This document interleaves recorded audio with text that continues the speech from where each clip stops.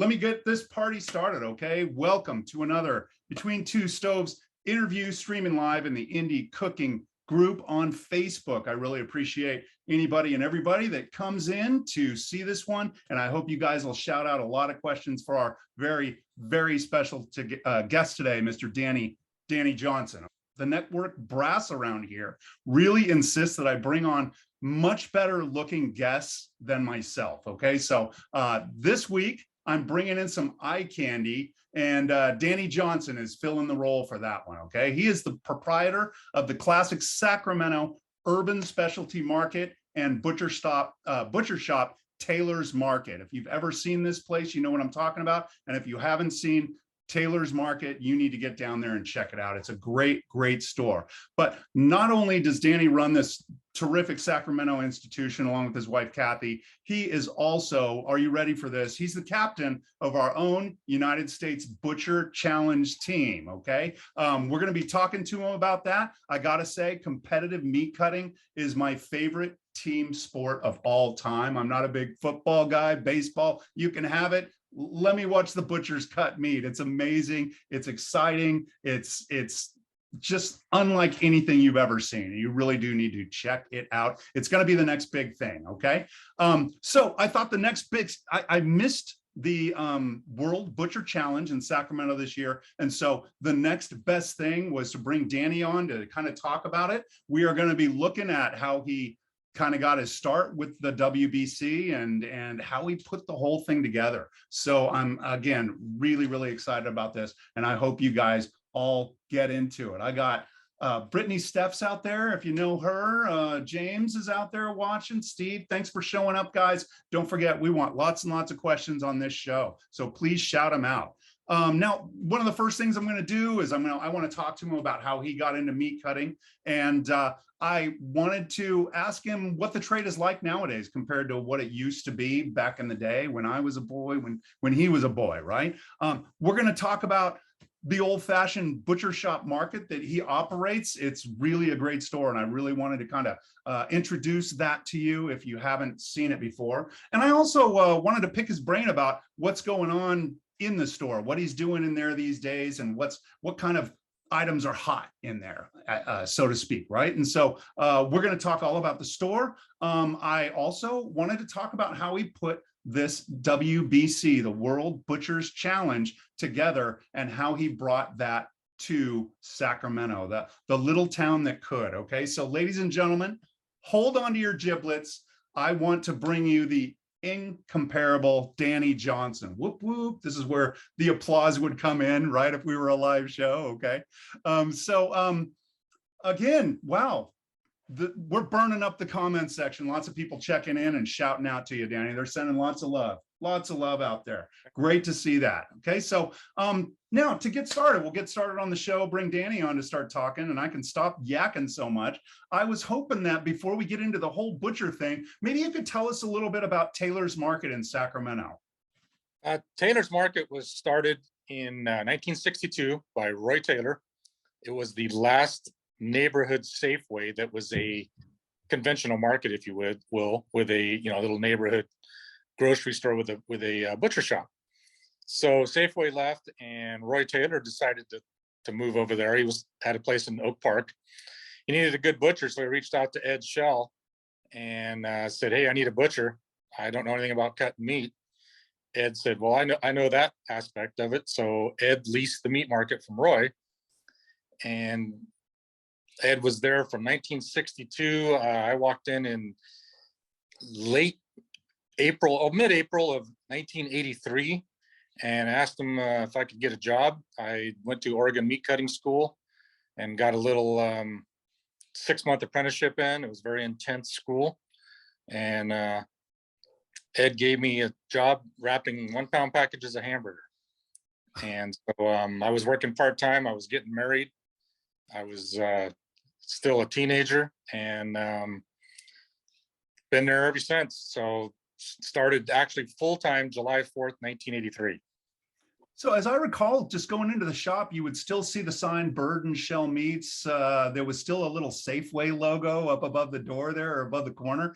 Is Bird and Shell, is it still listed in there anywhere? Or No, Bird and Shell. So Hal Bird and Ed Shell were partners, and that was why it was called Bird and Shell Meats. But that's not around anymore. That's not around. Okay. We bought out. We were partners. Ed and I and his son were partners up until 2006, and then they wanted to, retire, and so Kathy and I bought them out, and we've owned 100% of the store ever since then. I've been part of the ownership group since 1987. Yeah. When we bought Roy. I was just gonna say, I just gush about your store. I was teaching for years, and I told my students constantly, you've got to go and check out this little store. It's just so cool. It's upper scale. It's what I call a specialty market, right? It's got those really fine ingredients like balsamic vinegars and olive oils. Can you kind of tell us a little more about the store? Tell us about your wine department. So we have what we call the wall of wine. And we have a wine director that just digs deep into it. He tastes everything. He knows the wineries. He tours the wineries, and he's in the aisle 5 days a week, sometimes 6 days a week. And he's selling wine, stocking wine, making sure that everything looks good. So, the wine's a big part of what we do. And, what happens is people come to the meat counter and they're like, hey man, what kind of wine should I go with that? We'll either call Fernando over or he'll run over. We'll send him over to see him. Very accessible, very knowledgeable. I mean, he was helping us out over there for forever. And I think half the town knows him. One of the big things I used to tell the students about was your cheese department. I mean, sometimes, I go in there to get meat and I turn around and sometimes I was standing there looking at cheese for 20 or 30 minutes. It was almost embarrassing, right? Can you kind of speak to that a little bit? It's a great little cheese department. It is a great cheese department. They pack a lot into that little case, and yeah. I look at it every day. I've looked at it every day for a number of years, and people go, hey man, where's this type of cheese or that type of cheese? And I still have to search it out because I don't have it memorized. Maybe I should. I look at it a lot, but maybe it's a blank stare. But the cheese is pretty spectacular. They're constant, again, tasting cheese, bringing in new cheeses. We have world-class cheese over in Tamales, Cowgirl Creamery. So that's one. It's just it's amazing. And like you said, it's a small cheese department, but it's well organized. The categories are all there. You can find what you're looking. Oh, the blues are over here. The Gouda style is over here. It's really nicely done. And that was one of the big things that I would spend my time looking at. I think I spent more time in the cheese department than anywhere else in the store. And I spend a fair amount of time in the meat area, but cheese does it for me. I just love it. And so nicely done.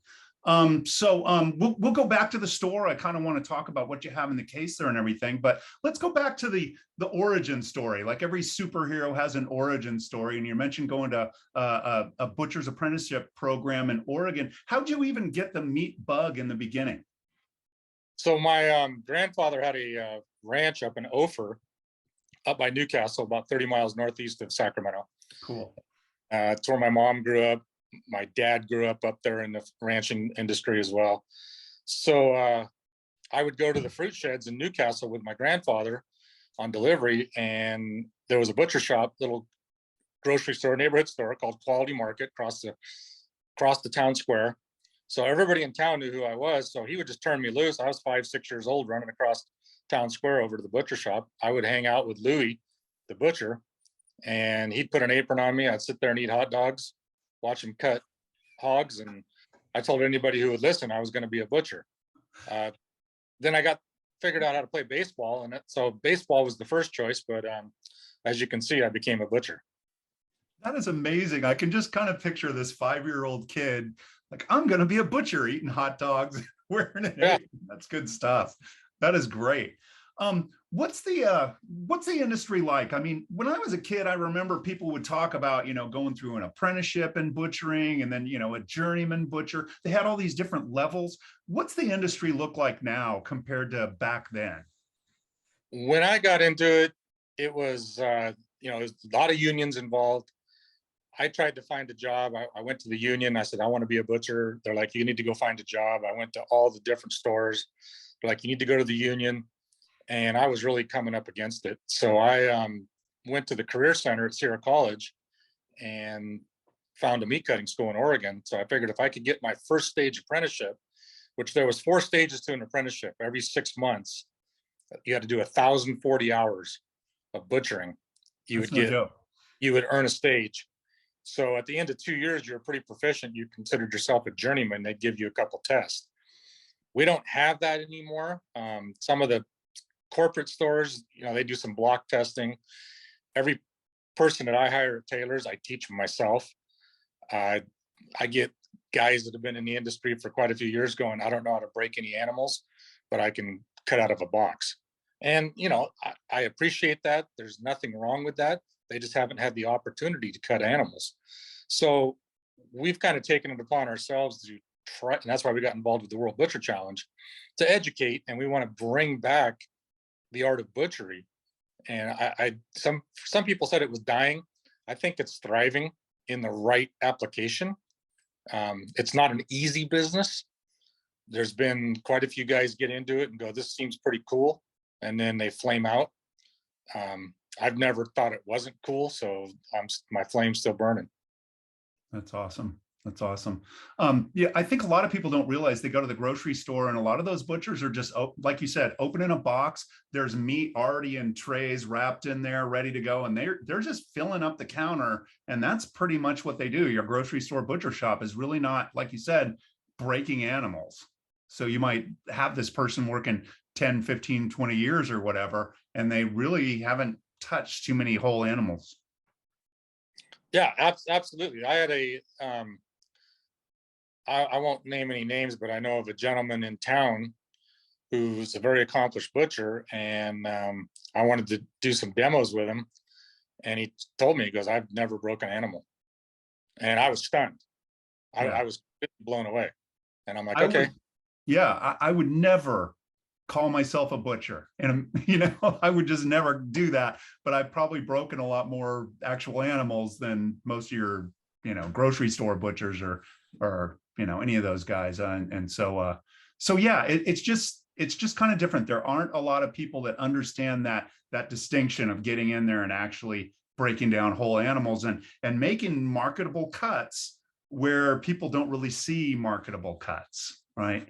Yeah, correct. And when I was lucky because I have a little bit of an animal husbandry background growing up in the country, and that was science in high school, was animal husbandry. And I would suggest now, and I tell all my young butchers, get some animal husbandry background, because now in with our skill set, and my philosophy has become, a good butcher should know how to feed the animal and eat the animal and do everything in between those 2 points. And I was listening to some butchers talk on a podcast the other day, and how important the animal husbandry is, just being able to drive the animals where you want them to go. Right. Oh yeah. Yeah. And, yeah. Now people are getting into breed specific, which is a lot more common. We get customers that are asking us about what breed the hogs are, the lamb. Yeah. They're even asking about the breeds of the birds, the poultry. And then the other thing is now, with wine, you have a terroir. Now there's a terroir for animals. A grass-fed animal from Stipple Creek, from Tamales, is going to taste different than a grass-fed animal from Richard's Ranch up in Oregon House. You probably know I worked a little bit of a butcher counter, and the first time I threw that concept out there, I so wanted to just punch myself. I felt like such a pretentious jerk saying that, but it's so true. I mean, think of Argentinian beef, completely different from what any American is used to eating on a day-to-day basis. It's so funny. I still remember that feeling. I just wanted to punch myself. But it's true. Yeah, to that point, if you would have asked me probably 20 years ago about grass-fed beef, I would have went, oh, no, that's not going to happen. We were the first in Sacramento to bring in grass-fed beef. You were doing the Lucky Dog, right? No. We went before that. We brought in Estancia out of Uruguay. Oh, wow. Okay. It was presented to us, and I'm like, nah, this ain't going to work, but I'll try it. The good thing, the guys that trained me told me never to close my mind, and that you're always learning. So, there's people that use the term master butcher. You're never a master. You're always learning something. Yeah. I I just feel don't. the same about chef, master chef. But so we brought in this grass-fed beef, and it's just evolved and kind of blown up, and there's a lot more market for it. It's not the main part of our business, but it's a big part of our business. No, I think that's great. We'll ask about some of the guest animals that you have in the case in a little bit. That was kind of one of the things I wanted to ask you about. Something I hadn't thought about asking, how would you say the customers, can you speak a little bit more about how the customers have changed in recent years? They're pretty educated. They'll come in with a recipe, and that's where there's a little bit disconnect between the butchers and the cooking industry, is because how a chef sees things sometimes and how a butcher sees things are two different things. But that's our job, is to try to interpret what the recipe says and then provide that for them. There's a lot more young people that are interested in cooking, and with the pandemic, it really kicked the home cooking into gear. Oh, I So bet. that's it's kind of refreshing, and it's fun to be able to educate someone, because they'll come in and they're like, I really don't know what I'm looking for, but I need you to help me. I And needed to do this. I needed to perform this way, right? and the other thing is, a lot of people start the conversation with, hey man, I have a green egg, or I just got a new Traeger, or I have a Camp Chef grill. Yeah. They're telling us the type of grill they bought, and then they want a meat almost specific to that grill. And we educate them to, like, hey man, you can cook all kinds of stuff here. Let's this is your oyster right here. Let's tear it apart. Yeah, it's like your canvas, right? What are you going to do with it? Yeah, Exactly. Butcher Case as a canvas. I like that. Well, let's shift gears here a little bit, and let's talk about the competition that you did. Okay, let's get into the World Butchers Challenge for a bit. First of all, tell us, what is the WBC? So the WBC is an organization. It's called the World Butcher Challenge. There's a World Butcher Council, which I am also a part of. And they started this competition in 2011 as a bet between New Zealand and Australia as who had the best butcher. And it was a bottle of whiskey. And basically, it was in a field under a canopy in New Zealand. I think that's how most wars are started, right? Sure, exactly. Over a bet. Wow, I'd never heard that story before. That's good stuff. And it just makes sense. New Zealand and Australia, I don't know how many people realize that, but very big animal producers. I mean, we've got, when you buy ground beef in this country, a lot of the time, you're getting some Australian in there, some New Zealand and all of that. Wow, that's cool. That's a great story. What made you decide to put together a team of your own? Well, I didn't decide. I was asked. So 2017, my wife and I were in Europe, and I got an email asking if I wanted to be part of an American butcher team. And, I was like, nah, I'm too old for that stuff. And I said, no, I'll put Paul Karras, who was our meat department manager, a guy that I've trained since he was a teenager, and he's my right hand there at Taylor's. And I said, I'll put Paul in there. And they're like, no, we really want you. We kind of want you to lead it. And so, I was flattered, and I'm like, okay, well, that's a nice honor, but I just don't know if that's my skill set.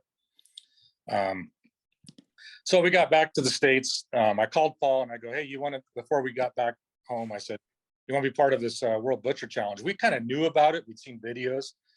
And he's like, I'm like, you're going to do it. I'm not going to do it. I'll just coach. And he's like, I won't do it without you. And I'm like, okay, well, I won't do it without you. Because I didn't know all these other guys that, we were trying to get involved. And I needed to have someone, if I was going to do this, that I implicitly trusted. So I went back to the lady who was organizing it, and I said, if I can bring Paul in. And she goes, oh, we love Paul. And I said, if you don't mind having two people from one store. And she's like, no, if you don't mind pulling them out of the store to do this, then we're in. So that's kind of how it started. We threw a team together relatively quickly, went to Belfast in March of 2018 and competed, and did pretty well. I was going to ask you about that first competition. I mean, there was, the U.S. team. They've never had a U.S. team before, right? And here is the little team that could, right? You come right out of the gate. and competed and went up against, you know, the greatest butchers in the world, right? I mean, coming out of that and then going into this next one, who were the teams that you were really like watching? Like, who were the teams to watch out for, having gone through the first? France is always tough. France is, all of them are tough, but France is always tough. New Zealand and Australia, obviously, because they've always been involved in these competitions and they take this very seriously, as do all the teams. But New Zealand and Australia, just, they're always going to be tough. And in Ireland, they were defending champions. Those were the ones that were going to be tough. I got to say, the English, the Irish, they're really on the pate game and all of that. Yeah. It's just, they do amazing pastry work and it's just beautiful stuff. Yeah, so all the Europeans are, you know, they're all tough. I said this from the get-go. I said it at the press conference in Belfast, and it's always kind of been the mantra, and the World Butcher Challenge, the organization has embraced it. I said, with this competition, there's one team that wins, but there's no one that loses. Oh, I bet it was a blast meeting all those people and working with them, seeing what they did, you know, the finished tables at the end. That's got to be something else walking around. Yeah. James out here is asking about the learning curve. Did you feel like you had a learning curve between that first one and the second one? Oh yeah, we upped our game, but so did the rest of the world. And we actually placed lower this time than we did in Belfast. The judging was tougher and we made 3 crucial mistakes. One of them, I realized halfway through the competition, and I didn't say a word about it because I couldn't fix it. But at the end of the competition, I told Paul, I go, we got a big mistake. And when I told him, he just put his head down. Anybody who knows Paul knows when he puts his head down, it's not a good. He's a very soft-spoken guy, but he just seems solid, you know, he just seems so solid. And, you know, you go into the shop and like I say, he's a man of few words, but he gets you what you need. And I really like him. And I would love to maybe have him on the show someday too, get his perspective. He's a great guy.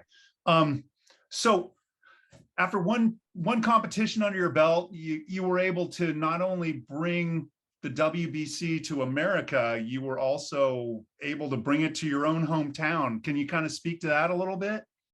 So when we got involved with going to Belfast, I've been good friends with a number of years with Mike Testa from Visit Sac, and with all the farm to fork stuff we do, we've always been involved with the Farm to Fork Festival, doing a butcher demo. We've always cut all the meat for the chefs for the bridge dinner. So I told him, I go, you know, there's more to this farm to fork movement. It's started out very vegetable and fruit centric. And I go, you got to get the proteins. Yeah. So when the opportunity came to get involved in Belfast, I went to Mike and I go, this is something I think we can bring to Sacramento. And I think we can bring it in and tie it to Farm to Fork Month. So I kind of pitched the idea to him. I went to the city and asked for a couple of days at Golden One Arena, and they okayed it. And so I went back to Mike and I go, hey, I just got 2 days at Golden One. And he's like looking at me, he's like, you're getting pretty aggressive with this thing. And I go, yeah. I said, I think we can do it. I had talked to the president of the Kings, and she was behind it, Martina Kolikatranis. I'm sure. Completely behind it.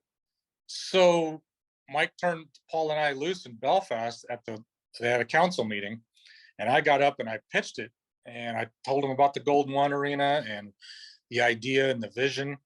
And it was awesome because the whole place, the whole crowd breaks into applause, except for the French. The French are all sitting there with their arms crossed, just staring at me because they wanted to take it to Paris.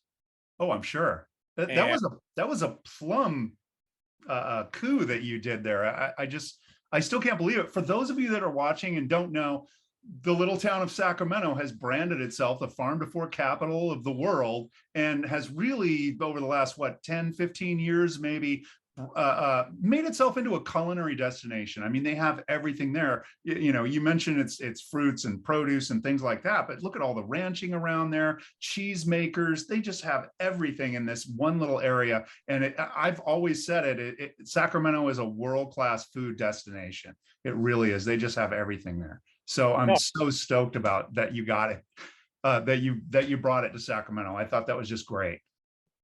yeah. So I, turned it over to Visit Sac and let those guys handle it. I was just able to connect some dots and say, hey, I think this is a good event for the community. And, we brought out the organizers. We gave them a couple ranch tours and showed them the city. And they were out here, it was 105 degrees.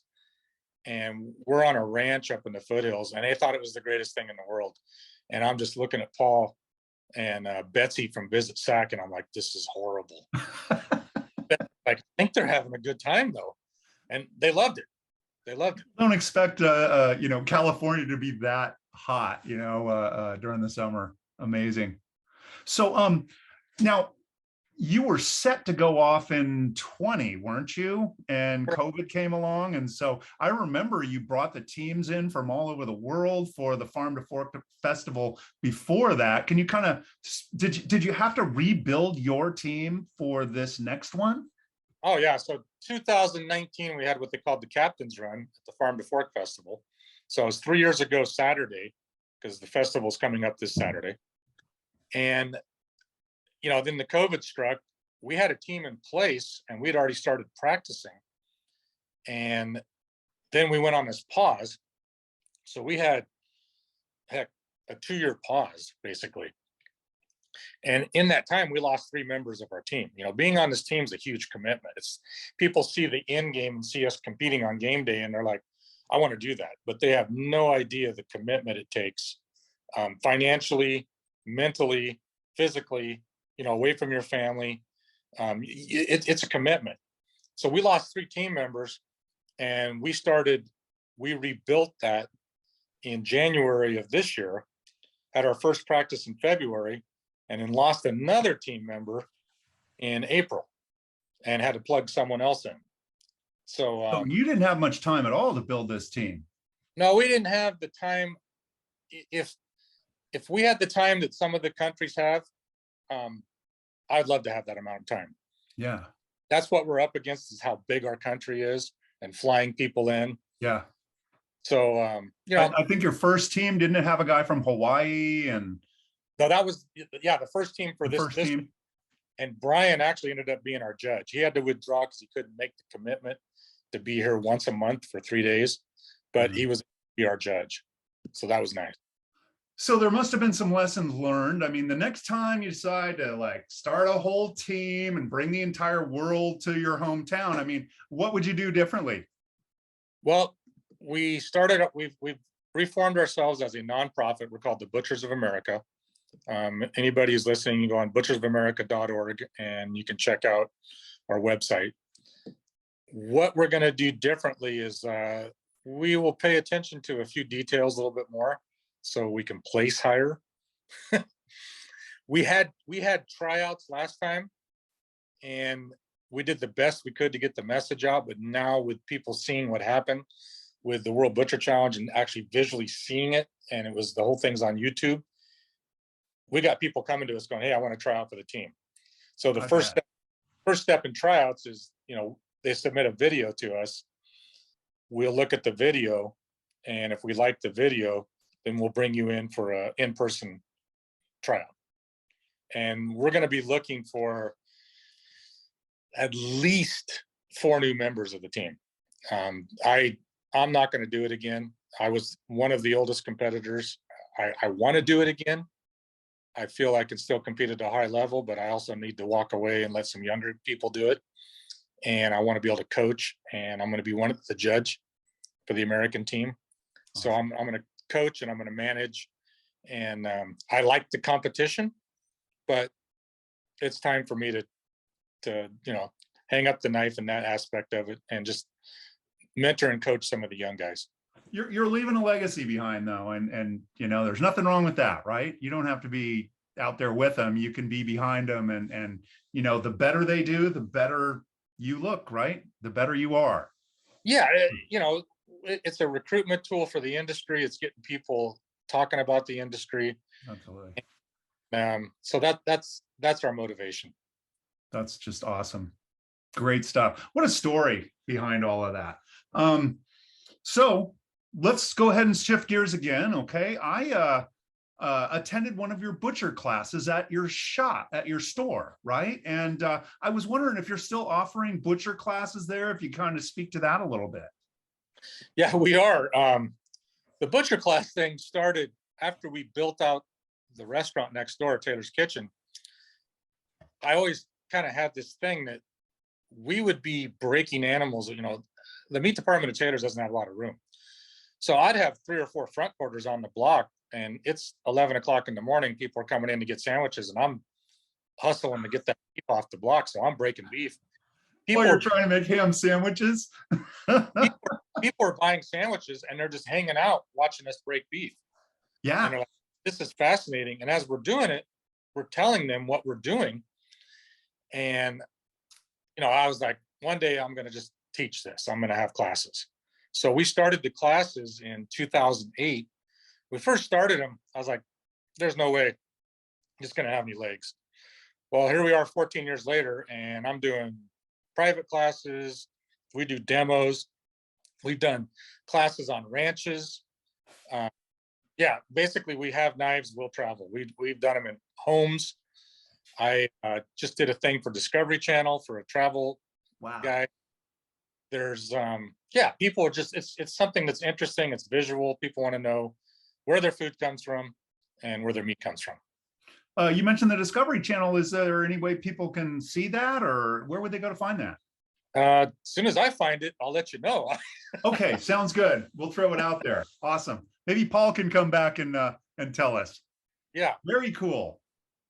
I gotta say, I think one of the most useful animal demos out there is breaking a lamb, because the lamb, the beef, and so forth, the veal, they're all built on that same chassis, of course, the veal, right? And you can just like break it down and show people, like, here's a little mini porterhouse, and this is where it comes from, and this is why it's tender, and this is why this other cut maybe isn't. Okay. And speaking of tender and non-tender, what would you say is there a best cut, or how does that work? What would you tell the public?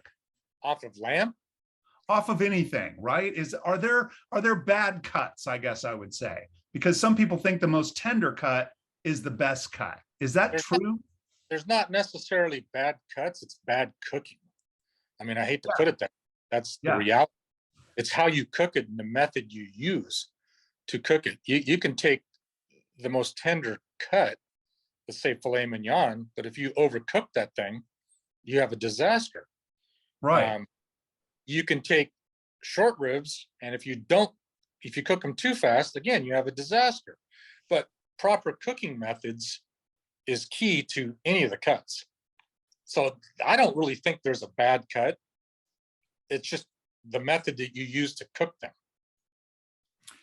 Music to my ears. This is exactly what I would always say. I just wanted you to say it for all the nice people out there, right? It really is about knowing what to do with the cuts, right? You've got a tough cut. I love tough cuts. Those are the cuts I can slow cook and stew down until they're just melting in your mouth. We've got wintertime coming up, right? This gives me warm fuzzies to think about that stuff, right? And then, like you said, a filet mignon, try and make chili out of that. It's just going to be horrible. It'll just dry out and fall apart. It just doesn't do any good. I like to have that reinforcement and just put that knowledge out there for the people. There's no such thing as a bad cut. Only bad cooking. Yeah, that's the reality, and that's sometimes a little forward. Some people get taken aback. They're like, "I want a really good cut," and I go, "Well, that depends on what your skill set is." Yeah. Cooking. Are you using the green egg? Yeah. Right? James out here just said, "Fuck yeah, you just nailed it." So. Yeah, that's the reality. Yeah. Yeah. So speaking of that, I mean, people walk into the butcher shop in Taylor's Market in Sacramento, and they see your case. What do you have going on in the case that's interesting these days? You mentioned you've had grass fed in there before. Do you have any like special guest animals that you're putting out there? What's interesting? We have, we're now able to release some of our cuts that we've been holding back that we presented to the World Butcher Challenge, because there's a lot of cloak and daggers. You develop these little cool things that you want to put on display, but you can't because you want to just bring them out for the day of the event. So you're saying there could be like meat espionage going on? Absolutely. Absolutely. Oh yeah. gosh. Cloak and dagger. I didn't see that coming. Yeah. So right now, one of the cool things we have in the counter is we won best beef sausage in the world with our enchilada sausage. Nice. So we were very proud of that. So we have that in the counter. We have we took an artichoke and we ground a whole chicken and we seasoned it with some herbs de Provence, a little bit of lavender, salt and pepper, made a little bit of a sausage, piped it into each leaf of the artichoke. So it was a stuffed artichoke.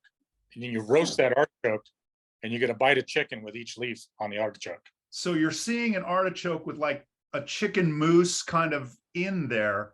Right. That sounds really cool. I've never seen that before. Yeah. And so that was one of our things. And we just missed, according to the judges, taking best chicken product with that. Mara from Italy beat us and she deserved it. She did a nice job. I can't remember what it was, but the other thing that we have in there right now that's pretty cool, and I'll be doing this at the Farm to Fork Festival, is we took a lamb breast and we boned it out, cut it into strips, weaved it, and then stuffed it with a lamb kofta. And wow. So it's like a little crown, but it's weaved. And you just do a slow roast on that. And it's outstanding. Again, So we got standing up like a crown roast. Yeah, well, that's like a little crown and it's got, a weave, like a bacon, but we weaved the breast. Yeah. And we drape that over the kofta and we tie it to secure it. You just put that on a rack and roast it. And we put that in the counter. Since the event, we put at least 6 or 7 of them in the counter and they've sold and the feedback's been spectacular. I got to say, people that are listening, when you can take just kind of a lesser cut, let's just say it like a lamb breast, and make something world-class out of it like that. That's where the skill comes in, the love, all of that. That's just beautiful stuff. I get, talking about warm fuzzies, I'm getting warm fuzzies right now, having you describe these items that you guys are rolling out. So go ahead. Sorry. Yeah. And then the last one is we took the brisket bones. When you break the front quarter, there's these bones that, some people don't bone them out. I was taught to bone them out completely and get all the meat out of them and all the little juices. So what we did is we cut a pocket on both sides, went in between the ribs, boned that out, and then stuffed it with meatloaf, tied it together, seasoned it with some fresh herbs on the outside, and we call it the peasant pot roast. So you're talking about the decal that you're taking out of there? Is that? Yeah. It's the bones where the decal comes at that point. So we took that whole point and we boned it out. The bones are still there, but we stuffed in between those bones meat. Oh, okay. Gotcha. And shave the bone, make it look good, throw some little bit of garnish on it. And we got a lot of good positive feedback on that. As soon as the weather turns a little bit colder, you'll have those in the counter as well. Yeah, I've never done like a stuffed brisket before, but it kind of, it's similar to the lamb breast, right? Yeah. Very cool. All the cuts. Genius. You're getting a lot of good comments here. No questions, but people are out there just like, wow. Oh, wow. That sounds so cool. We're getting a lot of good comments out there. Good stuff. Let's talk about some more of your case. I love, I was the opening chef at the Whole Foods Market in Sacramento, and I used to love to set a case. So I admire nice case work. Let's talk about your seafood case. You guys always had a nice looking seafood case. Back when I lived in Sacramento, I'd go in there and you'd have a whole fish and seaweed and things like that. What's looking good in your seafood case these days? Yeah, you brought up seafood, so I have to give a special shout out to Pacific Seafood. They were huge in the World Butcher Challenge. They actually received all of the shipments from all of the countries, all the equipment. They brought it to Golden One. They had a 53-foot truck on the dock that they brought all the proteins. They had another bobtail on the dock that we were used as extra refrigeration to store the team's refrigerated products. So Pacific, all the teams are in there. all the teams are, Wow. and Pacific Seafood was a great partner to work with. I reached out to them, asked them if they wanted to get involved, said, what would it cost? They said, look, we love what you're doing. We're not going to charge you. We just want you to put us as a sponsor. So, you know, our uniform, they were on our sleeve. They gave our team a nice amount of money to promote the team. But so Pacific Seafood was a huge part of this event. Seafood wise, right now, we just got in the last of the king salmon for the season. So we just cut some of those up today. We make a seafood sausage that is wildly popular. We scrape the bones on the salmon when we fillet them. We throw some fresh salad shrimp in there and a little bit of scallops, and then some dill, roasted red peppers, a little bit of breadcrumb, and some nice seasoning. Yeah, I've tried that sausage a few times. If you haven't tried it, guys, get into Taylor's Market. Give that seafood sausage a try. It's great stuff, and it's a beautiful sausage. It looks good. Yeah, it's great sausage. yeah. Seafood prices are starting to come down a little bit. They were pretty strong. Crab meat, Dungeness crab meat, at one point was we were selling it for $65 a pound, and it was costing me $62 a pound. Yeah. I just could not go above $65 retail. Yeah, and it's like one of those things that someone like you have to carry that in your case. People expect to see it, and you're not making any money on it. No. Probably losing in the long run. In the long run, you're not even trading dollars. But no. You know, at the end of the day, people come in expecting it, and there's just certain things you got to take a hit on. So Yeah.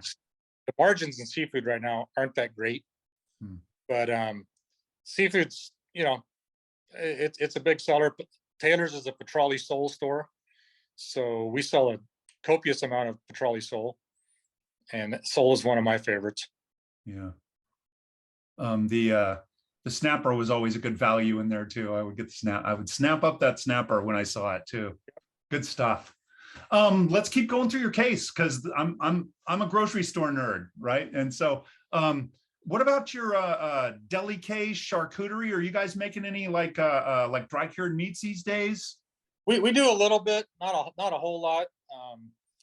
We were going to do the state inspection route, and then we kind of backed out of it because we were operating out of two different buildings. They were making us jump through crazy hoops, as you're well aware of. Yeah. So we backed out of, you know, doing anything with like a pink salt cure. Yeah. But we do some duck prosciutto, we do some pancetta, we've changed our sausage game tremendously. We're doing, you know, we have our own smokehouse now, which I've been trying to get for. So we're doing all of our own smoked sausages, but our charcuterie is pretty. We don't do as much as we would like to, but we're still working. We're still messing around with it. Yeah, I just remember you had the little cure box there, and was wondering if you were doing things in there.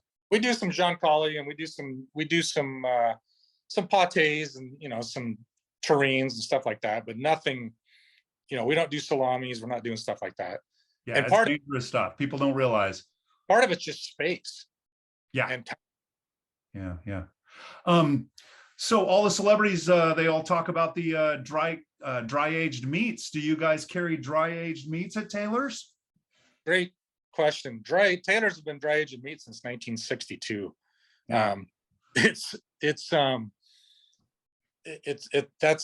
That's a great question. So back in the late 90s, we went on a scouting trip to New York just to check out stores. We were trying to do some remodeling of Taylor's and how we wanted to reset it. Wow. And I seen these cases behind these counters, and these guys were dry aging meat, and they were promoting it. And I'm like, we've been doing that forever. We just never promoted it. So I had this case custom built. And when I had it built, I'm like, oh, it's too big. It's way too big. I'll never be able to keep it full. Well, it's way too small. Yeah. Yeah, it's little. I mean, I can put about 16 ribs up there at a time, but during the holidays, my max is we dry age 120 ribs for Christmas, Wow. and we sell out. And I have another cooler that I can use, but dry aging is something we've always done, and we just never really promoted it. So we started putting in, dry age ribeyes, dry age rib roast, dry age, we'll dry age almost anything, but ribeyes, beef loins and beef ribs are what works best. Can you, that are dry aging. how are we doing on time here, Danny? Can you talk about I'm good to go. What is dry aging about, and what's it for, and why are the celebrities all talking about it? So dry aging basically is a controlled rot, to put it the actual truth. Yeah.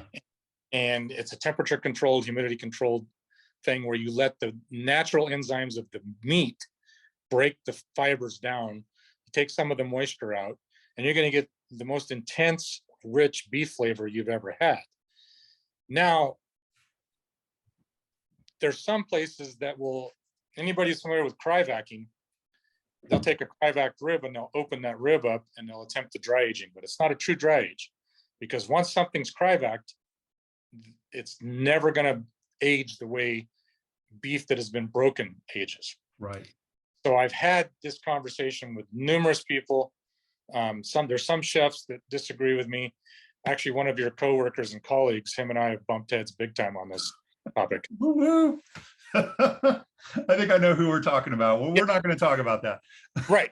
And I at a class on Sunday, I was asked about wet aging, and there's really no such thing as wet aging. Wet aging is a piece of meat that's sat in a cryovac package too long, and it's starting to really get kind of rancid. And the way they started selling it was, hey, it's wet aged for 6 weeks. So they take a 6-week-old piece of meat, and instead of discounting it, they're upping the price by calling it wet. So just a little trade secret right there that it's one of the little dirty underbelly secrets of the meat industry. Stay away from wet aging. Hey, I'm all about the dirty underbelly around here. So thank you so much for that. I am not a big wet age guy. It just seems to like almost fall apart in your mouth like it's been pre-digested or something, right? Those enzymes are working on it, but you're not developing those flavors, and you're not getting rid of that moisture content, which is when you get rid of moisture in anything, you're concentrating flavor. It's like when you reduce a sauce down, getting rid of moisture, concentrating flavor, right? And so wow, great stuff. This is I love this dirty underbelly stuff. Okay, let's see. Let's talk poultry. Okay, poultry, we just had a bout of avian flu. I think chickens are kind of bouncing back, right? How are your turkeys looking this year, Danny? So I got a phone call yesterday from my turkey guy, and David Pittman from Pittman Farms, Mary's Chickens. I've had a relationship with him for over 20 years. We were, again, the first store in Sacramento to bring in Mary's. We've always been a test store for these companies. And so I built a relationship with him. And he raises all of our Brannigan turkeys. He bought the Brannigan brand. And Brannigan, his turkeys, the Brannigans are fine right now, but he told me 2 of his farms in the last 48 hours have come down with avian flu, and he lost both flocks. He goes, the next 45 days are going to be very precarious for him. And I said, how's my allocation? He's like, you're in good shape. So I have 1,200 turkeys pre-ordered for Thanksgiving, Christmas. That's my order for the holidays. So you're like the guy with the trench coat that's got turkeys in there. You're the only one that's going to have them, because I think a lot of people are going to be left out in the cold on turkeys this year. Oh, it's going to be wild. They're going to be expensive, and they're not going to be expensive because we're marking them up because there's a shortage. They're going to be expensive just because they're expensive. Yeah. Grains went up. I just got a 22-cent a pound across the board increase on all Mary's yesterday. We deal direct with Pittman. We have a truck that comes up twice a week. We sell a lot of chicken. and it's all through Mary's out of Fresno. And they were also the ones that supplied the chicken for the World Butcher Challenge. I got to say, I used to love getting those big fat thighs you sell in the case all the time. I just love that stuff. So buckle in, people. It's going to be a rough poultry season this year. I would say, but not at Taylor's Market. Sounds like, well, right? Yeah. Yeah. Okay, Danny. We're coming down to the final two. Okay. It's been a great interview so far. Let's finish it up. In between everything that you do, world competitions and supporting Sacramento and running one of the best stores there is. Okay. In between all of that, what do you do for fun? I'd like to travel with my wife. We are avid travelers. Now being involved in the World Butcher Challenge, it's kind of cool because you've met these butchers from all around the world. So everywhere we go, we're ending up having dinner or a coffee or, connecting with these butchers. Before, the poor woman was drugged into every butcher shop that, I'd be walking down a street somewhere and I'm like, oh, there's a butcher shop. We go in there. But traveling, we have a little getaway place up on Donner Summit. We like to go up there. And I'm actually a pretty avid hunter, so I like to hunt. That's where I was going with this. I kind of knew that. And it always, for you, I mean, you're butchering all day and then you go out and hunt at night. It's almost like that mailman that goes to work all day and comes home and takes a walk for fun. Yeah. Didn't you get some world record stag once? No. Oh, okay. California record? No, I've gotten some nice animals, but no records. Okay. I thought I'd heard that. It's a rumor then. Okay. No, that's a rumor. No. So, okay. Well, tell you what. Let's get to the last question here. Who are you really looking up to in the field these days? You must have so many new guys that you've earned respect for and gotten respect for after this last competition. Who's really doing some cool stuff out there? There's domestically or worldwide? I'm leaving it up to you. It's got to be tough, right? Yeah, there's a guy in France, Philippe Lalonde. If anybody's seen the French display, they had like a head of a bison. He made that all out of animal fat and animal bones.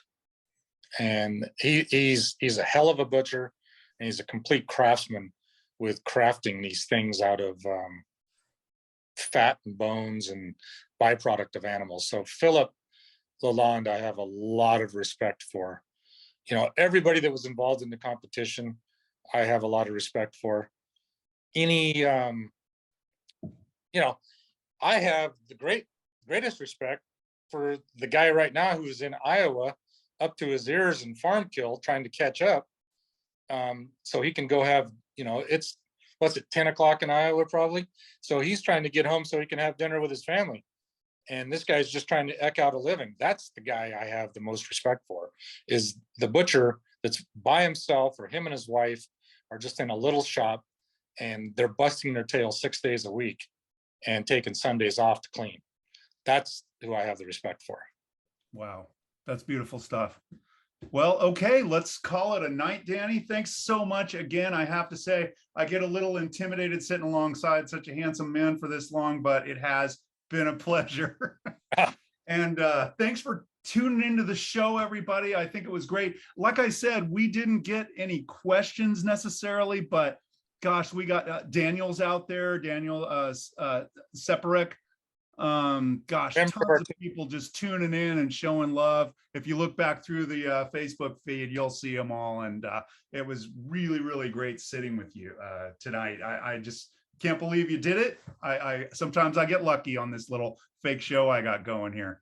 But let's see, I should shut down the show here. I want to mention next week, next Thursday at 7, we're going to have citizen mycologist Aaron Hilliard. Okay, he is a mushroom forager in the Pacific Northwest here. He's just up the road from me, and he runs an incredible YouTube channel that's all about foraging mushrooms in the Pacific Northwest. He's a super cool, down-to-earth guy that can whip off these complicated Latin mushroom terminology, all of that. with just being a great guy. Well, he's just out walking in the woods and he just finds some treasure out there, and his videos are just beautiful to behold. So you really need to check it out. He is running Mushroom Wonderland over at YouTube, and he's going to be on the show next week. I'm really excited about that one. He has just about the best darn foraging mushroom channel in the whole Pacific Northwest. So you really do owe it to yourself to check that one out. And that's it, right? This has been Between Two Stoves, another interview with another great food professional, and we're trying to bring them to you every week here. And so I'm really having fun with this project, and I hope you guys are too. We are streaming in the Indie Cooks group on Facebook every Thursday at 7 o'clock. If you didn't get enough tonight, check out our archives. They're on YouTube at Indie Cooks. I got about 100 videos over there. Many of them are interviews. Many of them are my old culinary lectures from when I was a teacher. I'm teaching you how to cook, basically. It's not about recipes, it's about the technique. So it's definitely worthwhile to go over there. I want to thank Danny Johnson again before I go. What a great conversation. We really got some great information there and just heard some great stories from a great guy. Okay. Again, I hope you enjoyed that. If you live in Sacramento and you haven't been into Taylor's Market, by gum, you need to go check it out. And if you aren't in Sacramento, hop on a plane, train, or bus, get your booty down there and check out this great little store that could. It's just a great shop, and I've been loving it for 35, heck, probably 40 years by now. Okay, so that's what I got for now. Thanks again so much. I just want to say, everyone, don't ever forget that the party is always in the kitchen. Ladies and gentlemen, class is dismissed. That's it. Thanks, Danny. We'll see you next time. Bye-bye. Thanks, Dave.